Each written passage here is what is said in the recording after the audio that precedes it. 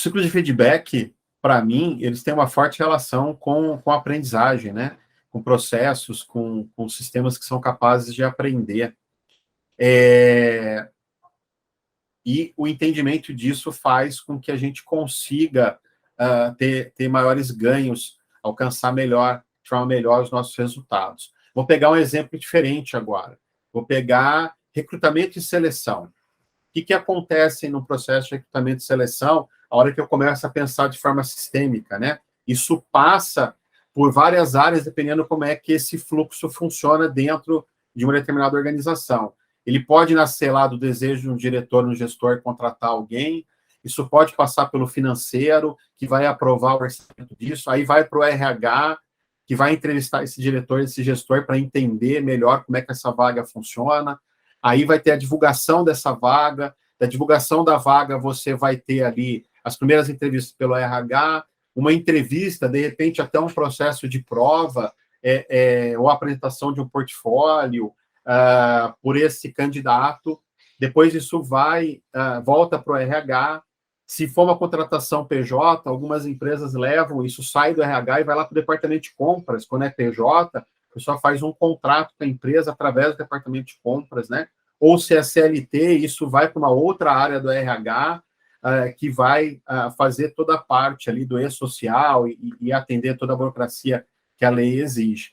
A hora que a gente começa a entender tudo isso, a gente começa a entender como é que esses estoques estão acontecendo, como é que esses fluxos estão acontecendo, fica muito mais fácil a gente perceber aonde que a gente tem estoques que não são desejados e como é que o fluxo disso está funcionando.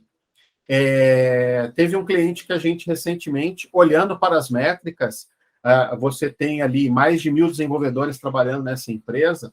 A hora que a gente começou a olhar para as métricas das várias torres de serviço que existem lá dentro, das várias verticais, das várias business units, depende aí de cada empresa como é que isso é chamado, como isso é tratado, a gente começou a perceber que tinham algumas que esses estoques funcionavam diferente de outras.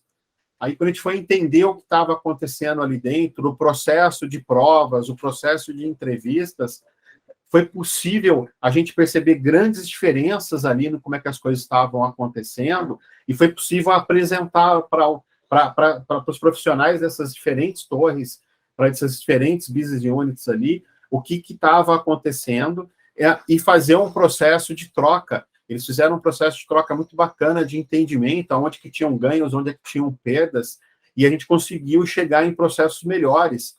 E aí o funcionamento desses estoques começou a acontecer de uma outra maneira, os fluxos começaram a acontecer de uma outra maneira. Então, foi possível ter um aprendizado muito bacana neste lugar, olhando para os estoques, olhando para os fluxos de forma isolada ali, né? Dentro de cada área, como é que isso estava funcionando lá, entender os que estavam dando resultados e para o nosso objetivo ali, o que a gente estava buscando, faziam mais sentido dentro do que estava desenhado ali, do que a gente entendia que aquele sistema tinha como objetivo. Foi possível fazer melhores perguntas, foi possível ter melhores entendimentos, e a partir desses entendimentos ter uma entrega, ter um resultado que estava mais conectado com o que estávamos esperando.